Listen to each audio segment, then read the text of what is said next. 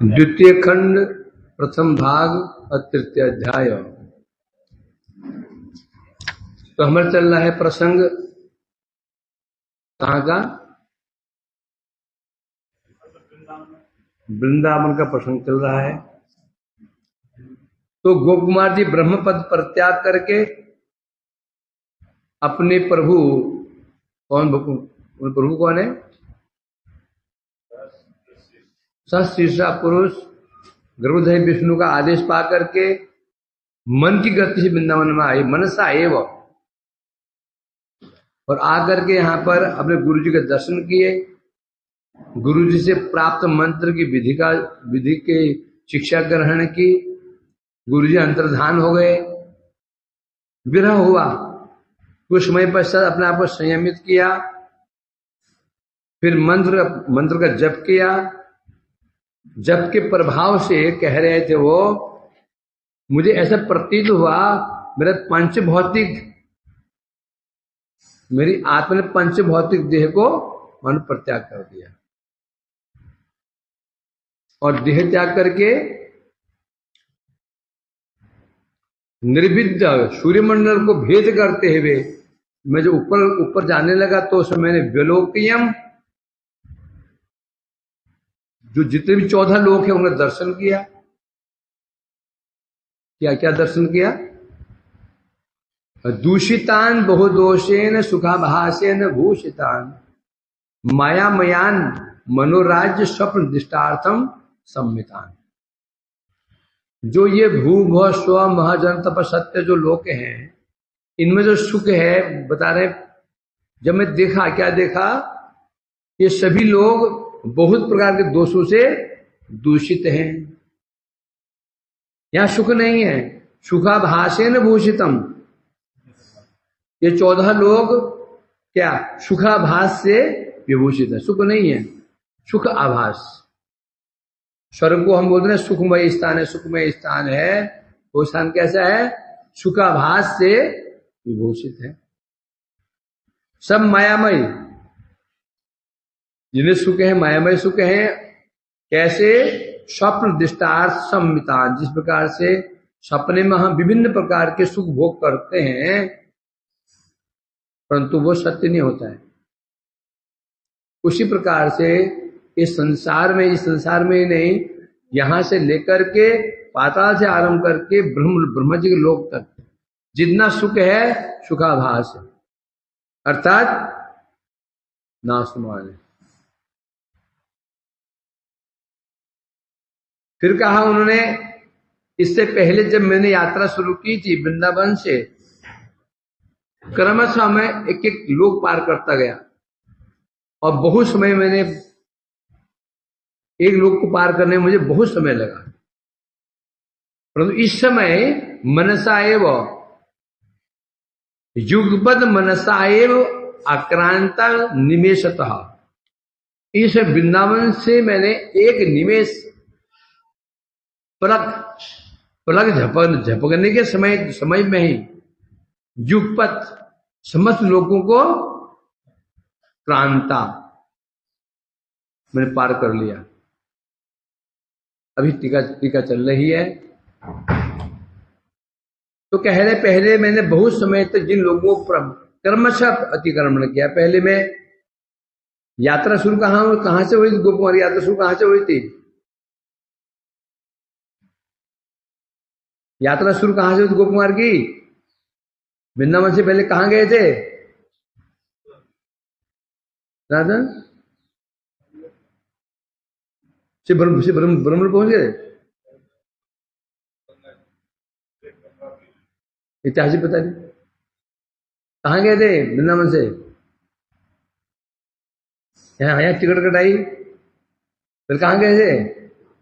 गंगा जी के, वहां से पूरी नहीं, दक्षिण देश में गए। वहां से तब पुरी गए, पुरी से स्वर्ग से महालोक, जनलोक, वही तपलोक, सत्यलोक, वापस सत्यलोक से वापस पुनरावर्ती नो अर्जुन, फिर से ये वृंदावन का है, ये हालत है। अभी पूछ लो नारद जी यात्रा शुरू कहां से हुई थी, फिर फंस जाओ, फिर फंस जाओगे। नारद जी यात्रा शुरू कहां से हुई थी माधव, देख के बोलो, बंद करो उसको किताब को। नारद नारद यात्रा शुरू कहां की नारद जी ने, हाँ? ये बताओ श्रोताओ, ओ श्रोताओ,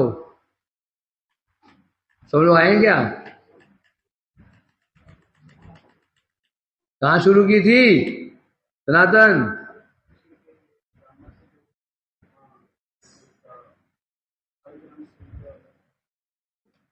सनातन जी का कहना है नारद जी यात्रा शुरू हुई दक्षिण देश से, शालिग्राम के पास से। अभी हो सकता है किसी और कल्पित कथा बोल रहे हो, ये और कौन सी कल्पित की बात है?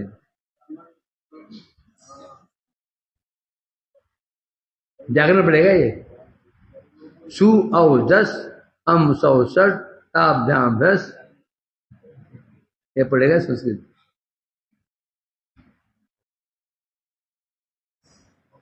कहाँ आनंद कहाँ से यात्रा शुरू हुई थी योगेश? तो था ही नहीं, तो था ही नहीं। तू बता आनंद, तू बता। प्रयाग।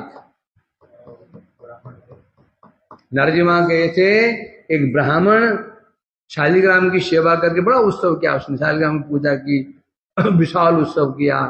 फिर उसने पहले भोग लगाया, फिर समस्त साधु संतों को खिलाया, फिर गरीबों को खिलाया, फिर स्वयं खा पी करके उस शालिग्राम को पेटी में बंद किया। वहां से यात्रा शुरू हुई थी। बताओ, इतिहास भी याद नहीं, तब तो क्या इतिहास भी याद नहीं है, है?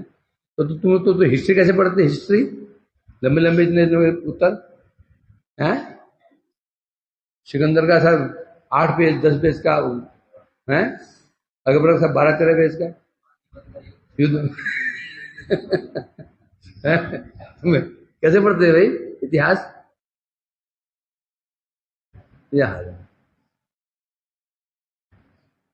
जय, चलो आगे बढ़ते हैं। तुम बोलो, सब सब याद कर ले, अगले दिन में क्या करेंगे? अगले दिन में तो है राजन, अगला अगला जन्म भी तो है। ठीक है, ये भी ठीक है।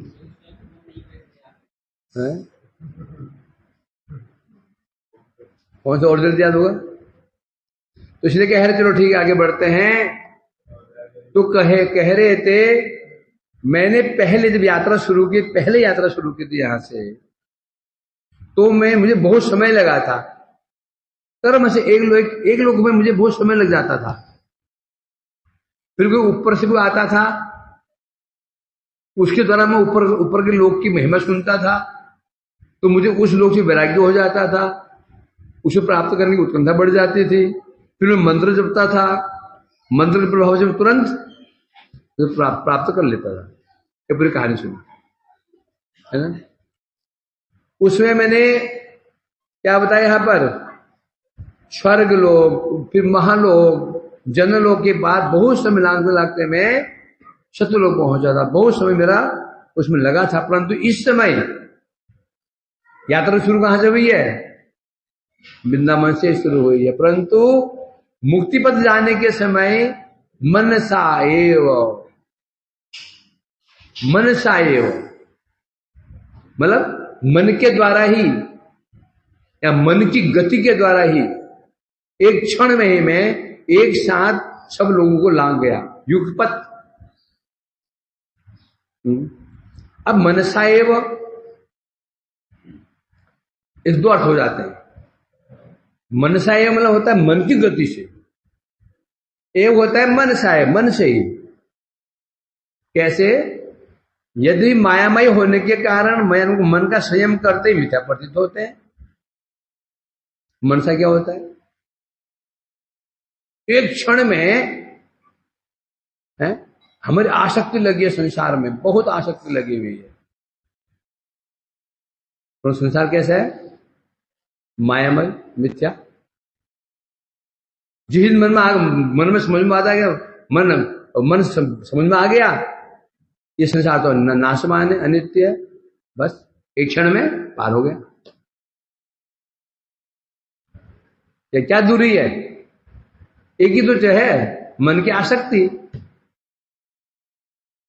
है। ये ब्रह्मांड, जो ब्रह्मांड को पार करने में किन देर लगेगी? कुछ नहीं। ब्रह्मांड के प्रति आत्मबुद्धि है, ब्रह्मांड को जो आसक्ति है, यही बंधन है।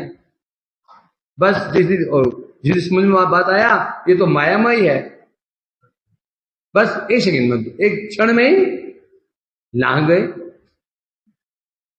है ना। किसी पर बहुत आसक्ति है, बहुत आसक्ति है, उसको लागने में कितनी देर लगती है? कितनी देर लगती है? 2-4 महीना, 5 महीना, 6 महीना, 10 महीना, 12 महीना, 2-4-5 साल लगता क्या? नहीं, एक सेकंड। क्यों? एक सेकंड बहुत है। क्यों? मनसा है वो। जिस क्षण मन की जो आसक्ति उसमें लगी हुई है, उसको हम नित्य माने बैठे हैं, सुखमय वस्तु माने बैठे हैं, जिस क्षण अनुभव हो गया ये तो, यदि क्या है तो विष है, एक क्षण में ही क्या हो जाएगा? क्या हो जाएगा? भवबंधन का नाश एक क्षण में हो जाएगा। बंधन है किससे? बंधन का कारण क्या है? अनित्य वस्तु के प्रति नित्य बुद्धि। जगत मायामय अनित्य है, इसको हम नित्य माने बैठे, यही तो और क्या समस्या है। पर जिस दिन मन में जहां जैसे ही समझ में आती है तो वस्तु नाशवान है, एक क्षण मन हटा मन, तो मन क्या कर दिया? लांग गए उसको। तो लांगने के लिए शरीर की जरूरत नहीं है। घर में गृहस्थ में रहते हुए पांडव लांग गए थे, संसार को लांग गए थे। कहां लांग गए? संसार में तो थे, लांग कहां गए? कहा संसार में लांग क्या होता है? इसके पार चले जाना? नहीं, संसार में रहते हुए भी क्या क्या हो गया था? संसार के संबंध समाप्त, इसे कहते हैं लांगना। तो ये कह रहे हैं मायामय होने के कारण मन का संयम करते ही वे मिथ्या पर जितने जगत में संबंध है, जब व्यक्ति समझ जाता है ये सब मायामय है, और मन को संयम कर लेता है। मन वहां से जैसे हटता है, जैसे मन हटता है उन विषय वस्तुओं से, बस उसमें क्या प्रतीत होता है? संसार। अब क्या प्रतीत होता है? संसार मिथ्या है। बस जैसी मिथ्या प्रतीत हुआ, समझो लाग गए। अतः केवल मंत्र लागना कहना ही उचित है। इसलिए ये जो कहा मन के द्वारा लंघन कर गए, यही कहना उचित है। क्योंकि कारण क्या था? मन सायोग। जैसी प्रतीति हुई ये सब लोग अनित्य हैं, नाशवान हैं, मेरे स्वरूप भूत नहीं है, बस हो गया। जैसे मन उसको हटा, इसलिए मन सायोग। वास्तव में सूर्यमंडल भेद कर ऊपर गमन करने के लिए अत्यधिक वेग की आवश्यकता होती है। सूर्यमंडल भेद करके पार जाना, उसके लिए अत्यंत वेग की आवश्यकता होती है। इसलिए इव कहा गया। मानो गोप कुमार जी ने मन की गति के समान वेग से इस सूर्यमंडल को भेद दिया। परंतु समझिए ये पड़ेगा यहां पर क्या? मन साएव, जिस क्षण संसार मायामय है ये प्रतीति हो जाएगी, उसी क्षण मन इस ब्रह्मांड को लाग जाए, उसी क्षण। और यदि ऐसा नहीं हुआ तो हजारों जन्म लग जाएंगे, उसको उल्लंघन नहीं कर सकते हैं।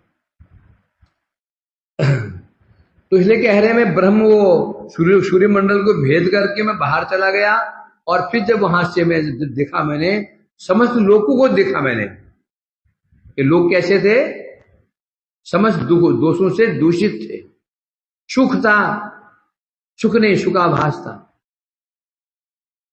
ब्रह्मलोका सुखय कोटि गुणतैरुत्तरोत्तरम वैभवैश्च महिष्ठानि प्राप्तोऽस्मि आवराण्यथ। ब्रह्मलोका सुखय कोटि गुणै उत्तरोत्तरम वैभवैश्च महिष्ठानि प्राप्तो अस्मि आवरणानि अथ। अब बता रहे हैं, माने ब्राह्मण ने पूछा, गोकुमार जी जो आप उन लोगों में गए तो वहां पर क्या देखा, वहां सुख कैसा था? ब्रह्मलोकात सुख है। मैंने क्या देखा, क्योंकि इस ब्रह्मांड में सबसे अधिक सुख कहां पर है? ब्रह्मलोक में है, मतलब सत्यलोक में है, ब्रह्मलोक में है। तो कह रहे यहां पर मैं जब उन आवरणों में पहुंचा तो मैंने क्या अनुभव किया, वहां का सुख और वैभव ब्रह्मलोकात, ब्रह्मलोक से भी क्या, कोटि गुणा उत्तरोत्तर। उत्तरोत्तर मीन्स जो पहला आवरण था पृथ्वी आवरण, उसमें ब्रह्मलोक से कोटि गुना सुख, उससे ऊपर उससे कई गुना सुख, उससे कई गुना सुख, उत्तरोत्तर सुख वहां था। ठीक है, मैं कह रहे हैं उसके बाद में ब्रह्मांड के जो आवरणों में पहुंचा, आवरण कैसे थे बता रहे हैं, ब्रह्मलोक से उत्तरोत्तर करोड़ गुना अधिक सुख। ब्रह्मलोक से करोड़ गुना अधिक सुख कहां पर था? बोलते हैं पृथ्वी आवरण में। उसे करोड़ गुना सुख किसे? पृथ्वी आवरण से करोड़ गुना सुख कहां पर था? बोले जल आवरण में। उसे कोटि गुना सुख कहां पर था? अग्नि आवरण में। ऐसे और प्रत्येक आवरण अपने पूर्व आवरण से 10 गुना अधिक था। परिमाप में, क्षेत्र परिमाप में कर्मशः क्या, प्रत्येक आवरण अपने पहले आवरण से 10 गुना परिमाप में अधिक बड़ा था। और सुख कैसा था? करोड़ गुना सुख।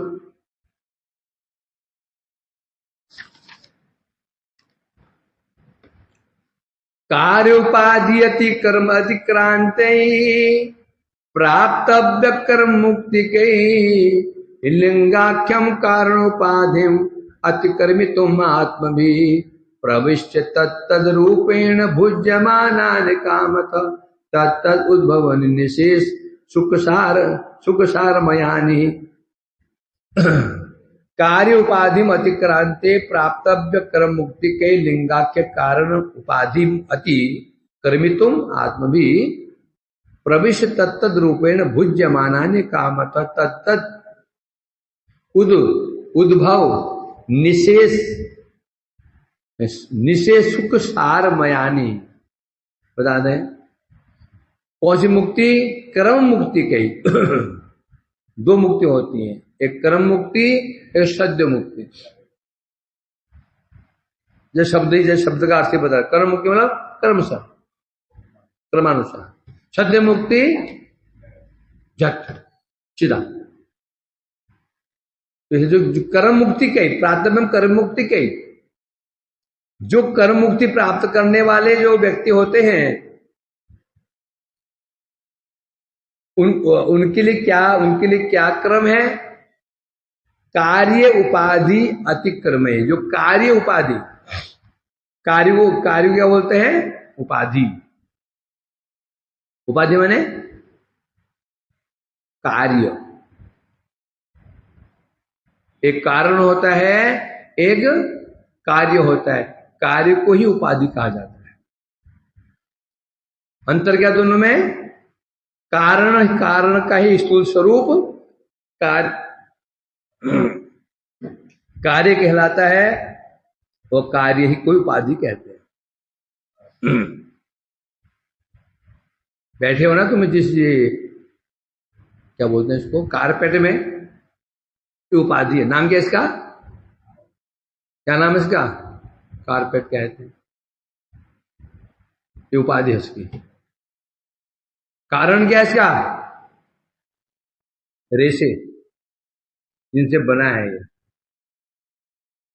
तो कार्य उपाधि में अतिक्रांत है। जो कार्य उपाधि है अर्थात क्या है? पांच भौतिक देह। ये पांच भौतिक जो देह है ना, ये अग्नि, वायु, आकाश, मिट्टी का जगत पिंड है, ये शरीर है, ये उपाधि है, कार्य है। ये किस कार्य है? पंच महाभूतों का कार्य है ये शरीर। उपाधि है। उपाधि कहने से इसका नाम है, क्या नाम है? शरीर, देह।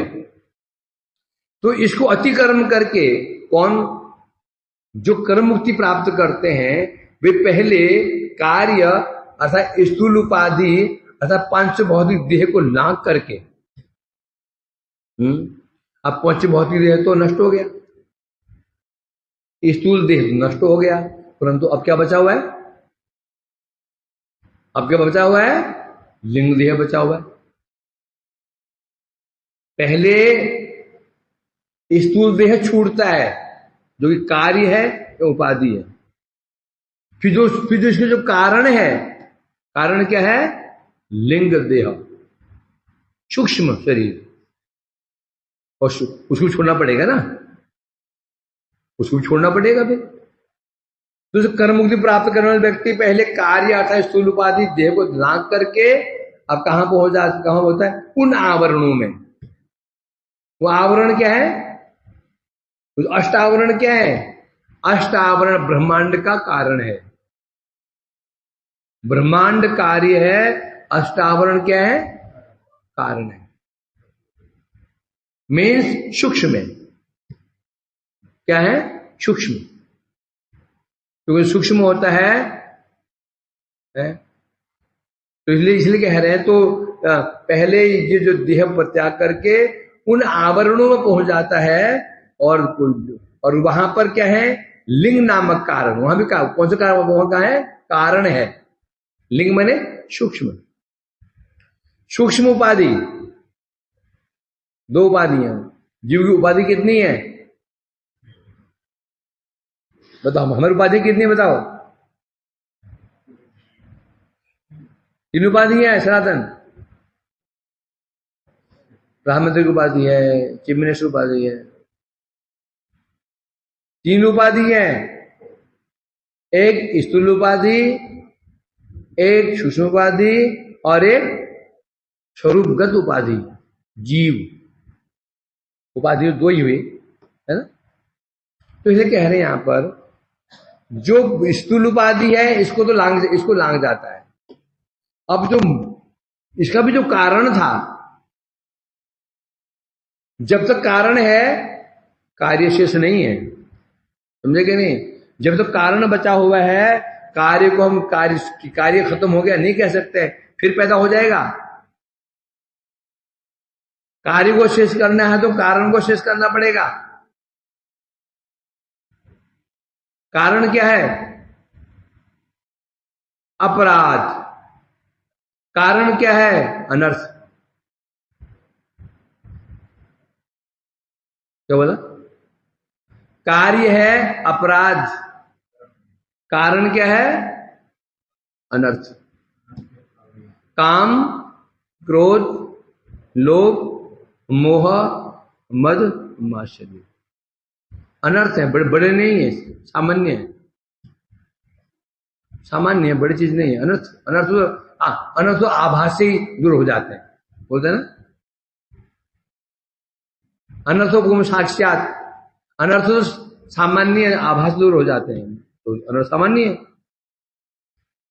और अपराध दूर होना आसान नहीं है। अब हमने अपराध छोड़ दिए, अपराध करना बंद कर दिया, परंतु कार्य बंद कर दिया। यदि कारण रहा तो काम, क्रोध, लोभ, मद, मोह, मद, मात्सर्य इसको यदि हम कंट्रोल करने की चेष्टा नहीं की, फिर से कार्य हो जाएगा। प्रतिज्ञा के आज से मैं कोई वैष्णव अपराध नहीं करूंगा, न हंति, न निंदंती, न वैद्वेष्टि, न वैष्णविदंती, न क्रुद्धति, न, आज से मैं इनमें कोई भी अपराध नहीं करूंगा। परंतु जो काम, क्रोध, लोभ, मोह, मद, आश्चर्य, इसको छोड़ने की चेष्टा ही नहीं की, फिर क्या बन जाएगा? यही फिर कार्य में तब्दील हो जाएगा। इसलिए हमने कार्य बंद कर दिया, इसका महत्व नहीं है। महत्व कारण है कि नहीं? जब तक कारण है तो उसमें कार्य समाप्त तो नहीं हुआ। इसलिए कह रहे हैं तो स्थूल देह का कारण क्या है? क्या है? जो तत्व है ना, ये तत्व सूक्ष्म तत्व है। तो इसलिए कह रहे हैं तो जीव पहले क्या करता है? पंचभौतिक उपाधि को परित्याग करके जो सूक्ष्म उपाधि मन, बुद्धि, अहंकार, चित्त, इसको त्याग करने के लिए पहुंचता है। त्याग तो उसको दोनों उपाधि को त्यागना होगा, स्थूल उपाधि को हो, सूक्ष्म उपाधि को त्यागना दोनों को पड़ेगा।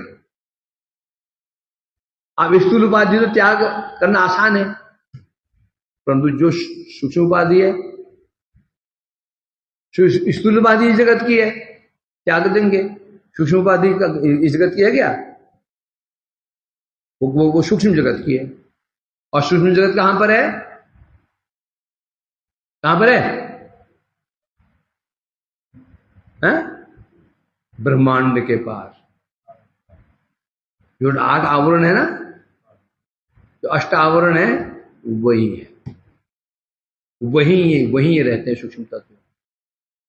भाई जो इस जगत की वस्तु है, इस जगत में उतारना पड़ेगा, और जो जगत की वस्तु है वो वहां उतारना पड़ेगा। जो जहां की वस्तु होती है उसको वही त्याग करना पड़ेगा ना। स्थूल उपाधि यहाँ के तो यहां त्याग दिया, परंतु सूक्ष्म उपाधि तो रह गई। लिंग आवरण, लिंग जो उपाधि है, उसको उल्लंघन करने के लिए उस जीव को उन आवरणों में जाना पड़ता है। उन आवरणों कर्म से फिर एक कारण को छोड़ता है, फिर 2 कारण को छोड़ता है, फिर 3 कारण को छोड़ता है, फिर 4 कारण को छोड़ता है, तब जाकर के दोनों उपाधि से मुक्त होकर के सर्वोपाधि तब जाकर मुक्ति पद प्राप्त करता है।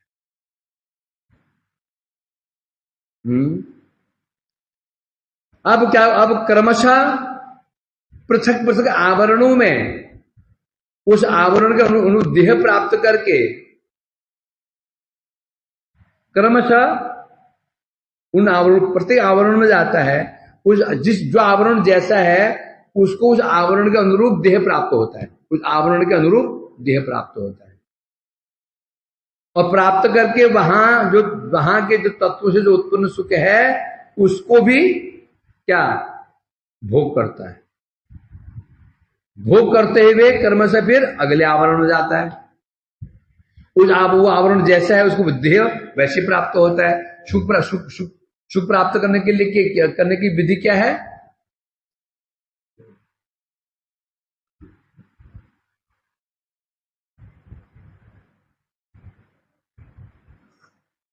क्या विधि है?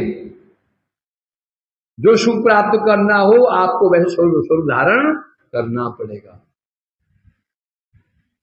जो सुख प्राप्त करना हो आपको वैसा ही स्वरूप धारण करना पड़ेगा, वैसे भाव धारण करने पड़ेंगे, तो आपको अनुभव होगा। ऐसा है कि जगत में? ऐसा है कि नहीं है? एक ही स्वरूप से, एक ही भाव से हम सब सुख अनुभव नहीं कर सकते। कर सकते हैं क्या? क्रिकेट देखने जाते हो, भाव वहां पर और प्रकार का होता है। कोई एक्टर आ गया उसको देखने जाते हो, वहां भाव और प्रकार का होता है। स्वरूप भी हम वही चेंज करते हैं। मंदिर में जाते हो, वहां पर वैसे बन जाते हैं, भाव वैसे बन जाता है। ऐसा है कि नहीं है? तो तभी सुख का अनुभव होगा। जगत का भी ऐसा ही है। जगत सुख भोग करने के लिए भी आप एक भाव से, एक ही भाव से सब सुख का अनुभव हम नहीं कर सकते हैं। मित्रों के पास जाते हैं, दोस्तों के पास, और भाव और स्वरूप कुछ वो अलग होता है? माँ के पास जाते हैं, माता पिता के पास में, तो वो और टाइप का, पत्नी के पास में जाते हैं तो वो और टाइप का, गर्लफ्रेंड हो तो वहां पे और टाइप का, जब जाते दुश्मन के पास में वो और टाइप का। ये पक्की बात है, तो ये तो पक्की बात है। ये सिस्टम यहां पर भी है। जिस आवरण में जाते हैं उस आवरण का अनुरूप देह प्राप्त हो जाता है, तभी उनको उस आवरण का जो सुख है वो भोग कर पाएगा, नहीं तो नहीं कर पाएगा। तो इसलिए कह रहे हैं यहां पर, तो इसलिए कहां चला गया था?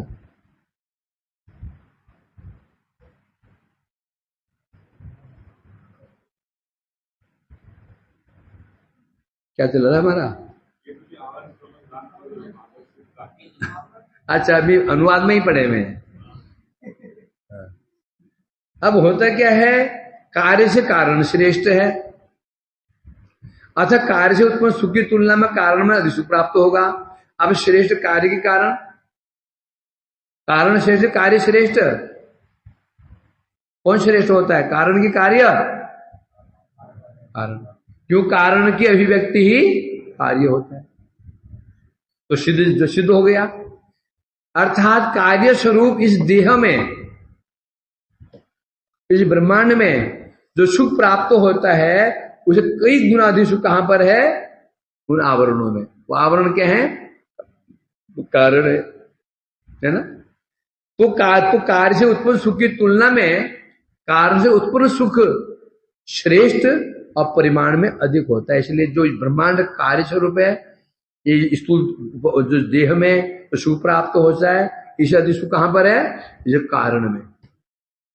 जो आवरण, ऊपर आवरण है, जो सूक्ष्म आवरण है, उन आवरणों में सुख अधिक है। ठीक है, मैं कह रहे हैं। अब कार्य इत्यादि दो श्लोकों के द्वारा कार्य रूप, आवरण के कारण रूप, वैशिष्ट, अब यहां दो श्लोकों में बता रहे हैं। कार्य रूप आवरण से कारण रूप आवरण का वैशिष्ट प्रदर्शन कर रहे हैं। कार्य रूप आवरण क्या है?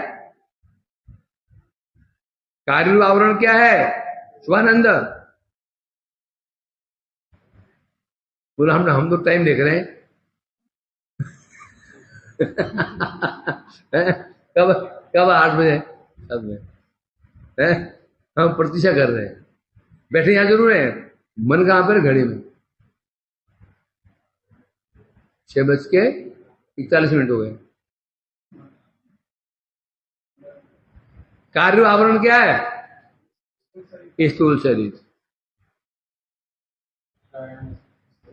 ये क्या है? कार्य रूप आवरण है ये पंचभौतिक देह जो होता है, ब्रह्मांड, इसे कह रहे हैं यहां पर। और कारण रूप आवरण कौन सा है? सूक्ष्म लिंग देह, मन बुद्धि अहंकार चित्त, दो। इनमें वैशिष्ट दिखा रहे हैं। कार्य रूप जो आवरण है उससे कारण रूप जो आवरण का क्या वैशिष्ट है, जो दिखा रहे हैं। ये जो प्रश्न किनके लिए है? जो कर्म मुक्ति के प्रतीक हैं। क्रम मुक्ति जो कर्म मुक्ति मतलब उनको एक एक लोग लांघ कर जाना पड़ेगा। ये कह रहे हैं यहां पर, जो कर्म मुक्ति प्राप्त करते हैं सर्वप्रथम वे कार्य उपाधि स्थूल देह को परित्याग करके फिर जो कारण रूप है पृथ्वी जल अग्नि इत्यादि, और उस आवरणों में प्रवेश करते हैं। मतलब ब्रह्मांड को समझो, ब्रह्मांड में समझो ये कार्य क्या है ये कार्य उपाधि, ये ब्रह्मांड को समझो। इसके बाद फिर कारण है। इस प्रकार से प्रत्येक आवरण के अनुरूप जिस आवरण में वो पहुंचता है उसको उस आवरण के अनुरूप देह प्राप्त होता है। इसीलिए बता रहे हैं प्रत्येक आवरण में सड़ने दहाड़ने की आशंका दूर हो जाती है। इसलिए उन आवरणों में पड़े रहने पर भी न सड़ता है न गलता है। तो अनुरूप है ना, अनुरूप उस जो आवरण अनुरूप देह धारण करने से वो गलेगा भी नहीं और सड़ेगा। जहां विपरीत आवरण में घुसा तो क्या हो जाएगा, क्या हो जाएगा, सड़े गलेगा, कुछ कुछ तो होगा। इसलिए बता रहे हैं यहाँ पर जो आशंका होती है तो वहां जाकर वहां पड़ा रहेगा तो इतने दूर तक सड़ेगा गलेगा नहीं, बोला नहीं, क्योंकि देह प्राप्त होता है उस आवरण के अनुरूप।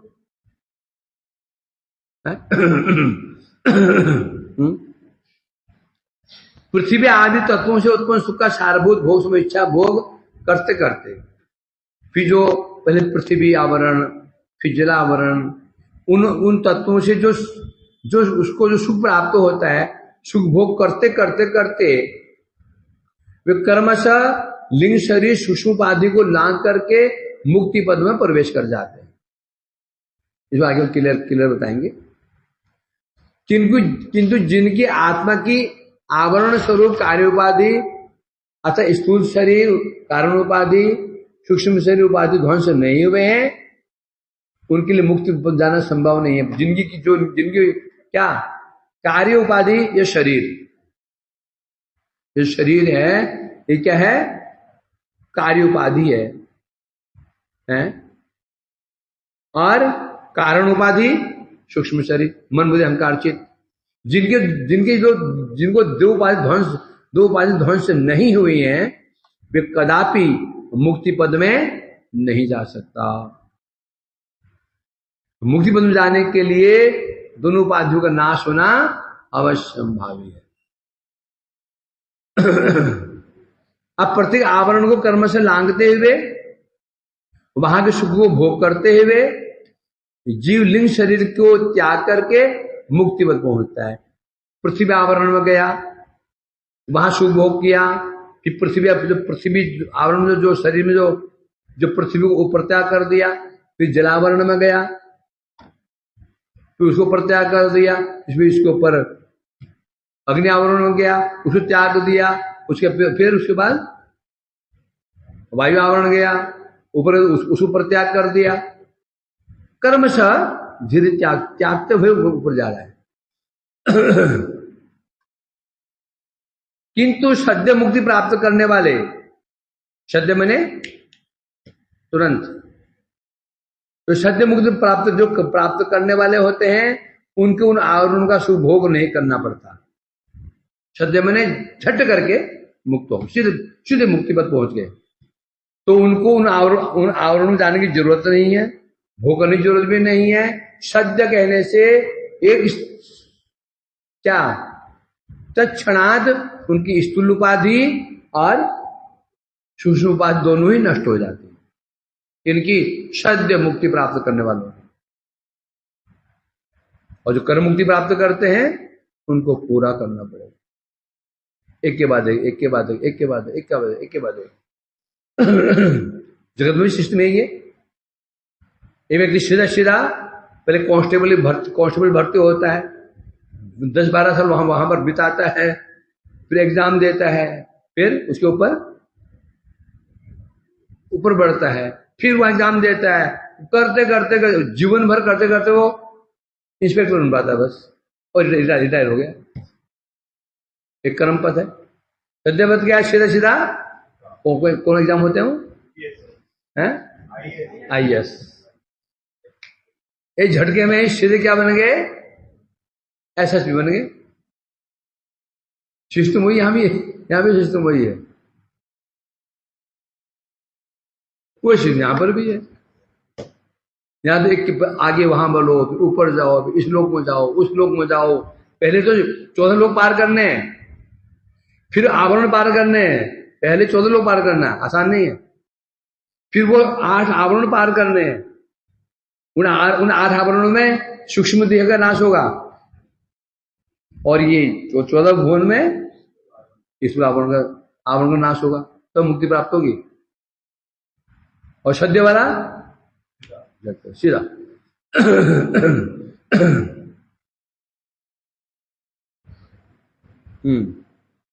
प्रत्येक आवरण के सुखमय होने का हेतु। अच्छा, प्रत्येक आवरण में सुख क्यों होता है, हेतु क्या है बता रहे हैं। उस आवरण के तत्व से उत्पन्न असीम सुख अथवा उस आवरण में उत्पन्न द्रव्यों के उदित संपूर्ण सुख का सार। अब जो आवरण में जाता है उस आवरण में क्या होता है, उस आवरण के तत्वों से उत्पन्न सुख। इस संसार में सुख किससे मिलता है, तत्वों से। क्या तत्व, क्या तत्व, रूप, रस, गंध, शब्द, स्पर्श, खाने के तत्व, पहनने के तत्व, घूमने के तत्व, कपड़ों से, खाने पीने से, भोजन से, रस से सुख मिलता नहीं मिलता जगत में। उसी पर आप बता रहे हैं उस आवरण में जहां वो जो आवरण पहुंच जाता है, उस आवरण के जो तत्व होते हैं उनसे उत्पन्न असीम सुख, अथवा उस आवरण में जो द्रव्य हैं, द्रव्य, उन द्रव्यों का सुख है ना। सुख कहां से होता है, एक किसी इंसान सुख कैसे होता है, द्रव्यों से होता है। भाई वहां पर ये मिलता है, वहां पर वो मिलता है। आगरा में भैया पेठा, पेठे का सुख। वृंदावन पहुंचे तो आगे पेठे का पेठे का सुख, पेड़े का सुख है। और कहीं किसका सुख, कहीं कोई सुख है, कहीं पान का सुख, कहीं पर पहनने का सुख, कहीं घूमने का सुख। जो इंसान जैसा ही है वैसा ही।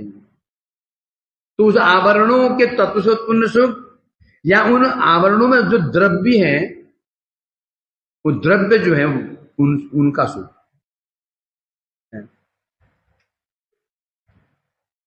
अब सिद्धांत क्या है, कार्य से कारण श्रेष्ठ होता है। इसलिए कार्य से उत्पन्न सुख की तुलना में कारण से उत्पन्न सुख श्रेष्ठ। जब कार्य से कारण श्रेष्ठ हो गया तो कारण से जो सुख प्राप्त होगा वो सुख क्या होगा, कार्य के क्या होगा, वो किससे, कार्य से उत्पन्न सुख की अपेक्षा कारण से उत्पन्न सुख जो होता है वह श्रेष्ठ होता है। यद्यपि प्रत्येक आवरण में समस्त प्रकार के सुख और सुख के साधन विद्यमान है।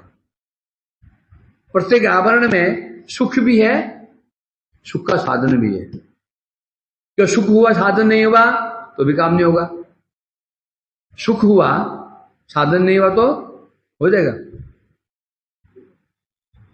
तुम्हारे पास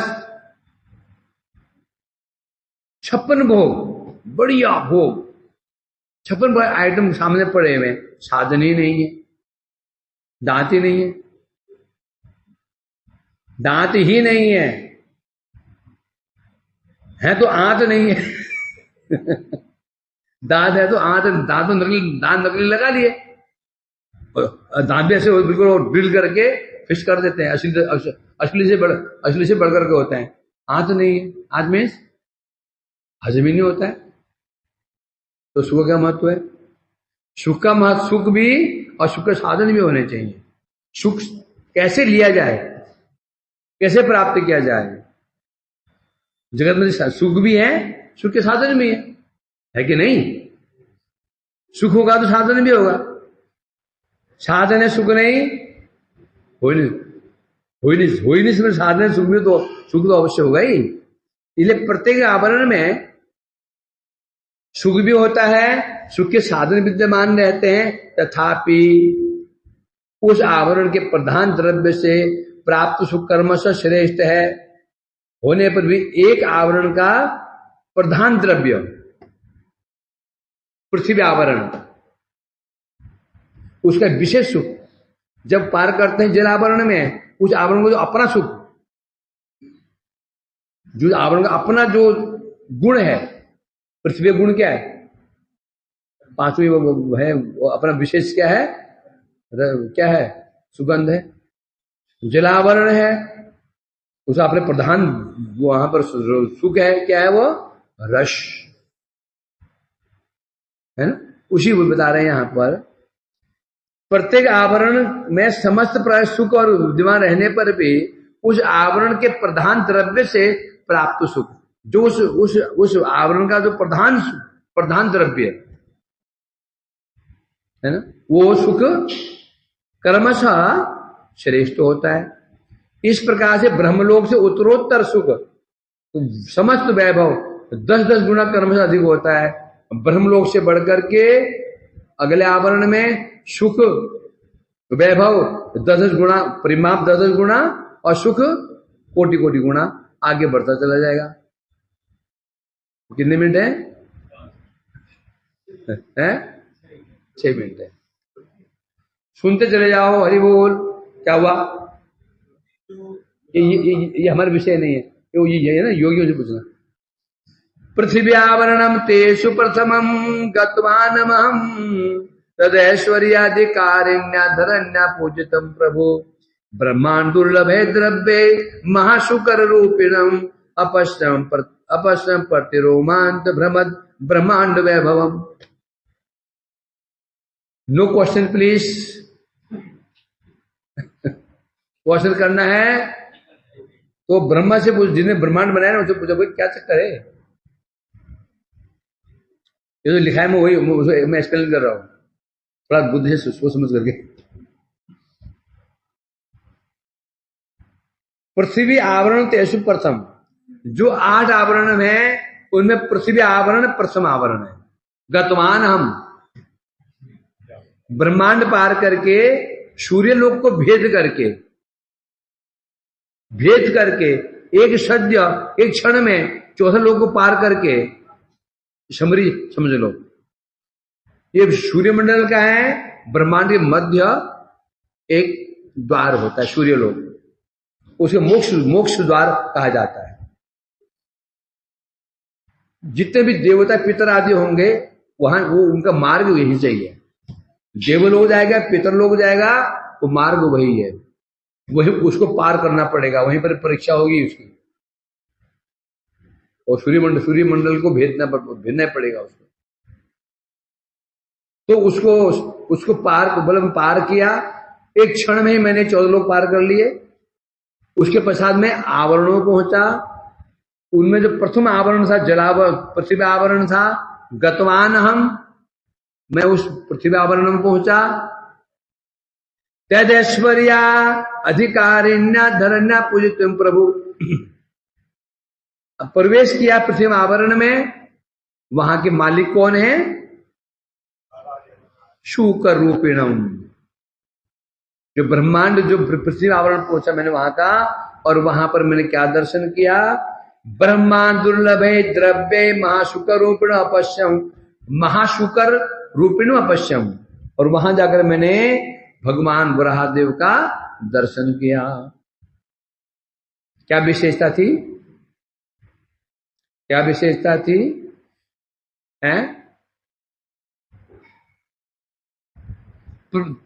प्रतिरोमांत भ्रमद ब्रह्मांड वैभवम। ब्रहादेव जी के प्रत्येक रोमकूप में अनंत ब्रह्मांड, क्या ब्रह्मांड के वैभव घूम रहे थे। उनके प्रत्येक रोमकूप में क्या बता रहे? ब्रह्मांड दुर्लभ है, नहीं, ब्रह्मद ब्रह्मांड वैभवम। वराहदेव के प्रत्येक रोमकूप में अनेकों ब्रह्मांड के वैभव घूम रहे थे। और क्या हो रहा था? और धरण्या पूजितम प्रभु तद ऐश्वर्य अधिकारिण्या। वहां की अधिकारिणी कौन है? पृथ्वी देवी। और भगवान तो वहां के आराध्य हो गए। जैसे ब्रह्मांड, जैसे स्वर्गलोक के आराध्य कौन है? वामन देव। अधिकारी कौन है? जो पृथ्वी आवरण है उसमें जो अधिकारिणी है वह है पृथ्वी देवी, महा ऐश्वर्यवान। देखा था ना वो ब्रहा नरसिंह भगवान के उसमें, वो पृथ्वी देवी हैं। तो वो जो धरती देवी पृथ्वी देवी है, क्या कर रही थी? ब्रह्मांड दुर्लभ द्रव्य।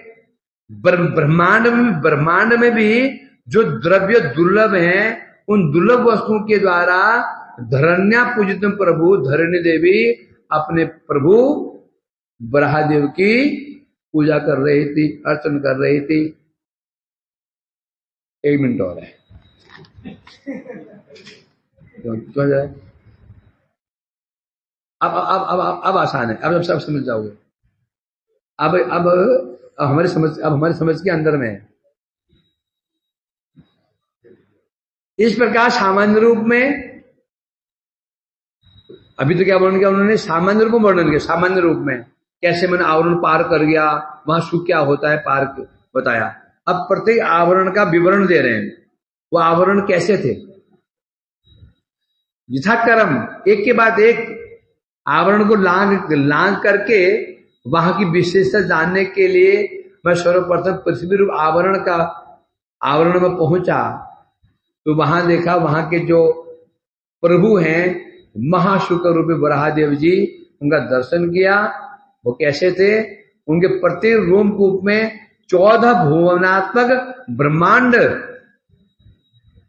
भ्रमण कर रहा। प्रत्येक रोमकूप में असंख्य ब्रह्मांड भ्रमण कर रहे थे।